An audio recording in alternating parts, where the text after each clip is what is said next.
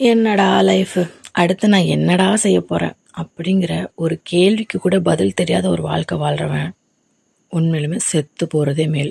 Correct தானே? உண்மையை சொல்லுங்கள்.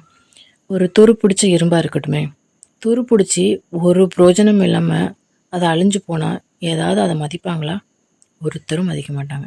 ஆனால் வேலை பார்த்து பார்த்து தேஞ்சு போய் அழிஞ்சு போன இரும்பை என்றைக்குமே கம்பீரமாக வீட்டில் பொக்கிஷமாக வச்சுருப்பாங்க.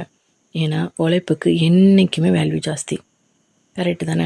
நீங்கள் நிறைய உழைச்சிட்டிங்க, நிறைய களைச்சும் போயிட்டீங்க, ஆனாலும் உங்களை மதிக்கவே இல்லைன்னு வச்சுக்கோங்களேன். அவங்கள நீங்கள் மதிக்க வேண்டிய அவசியம் இல்லை. உங்களால் முடிஞ்ச எஃபர்ட் போட்டிருக்கீங்க, உழைப்பு கொடுத்துருக்கீங்க, அன்பை கொடுத்துருக்கீங்க. அதை வேல்யூ பண்ணாதவங்க தான் முட்டாளே தவிர நீங்கள் முட்டாளும் இல்லை, பிரயோஜனம் இல்லாதவங்களும் இல்லை. அவங்க பேசுகிறவங்க பேசிட்டு போட்டோம்.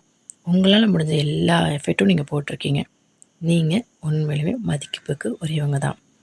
இந்த நம்பிக்கையோட நான் ஒரு பிரயோஜனமான மனுஷனாக தான் வாழ்கிறேன் அப்படிங்கிற நம்பிக்கையோட உங்கள் லைஃப்பை லீட் பண்ணுங்கள். மிச்சத்தை கடவுள் பார்த்துப்பார்.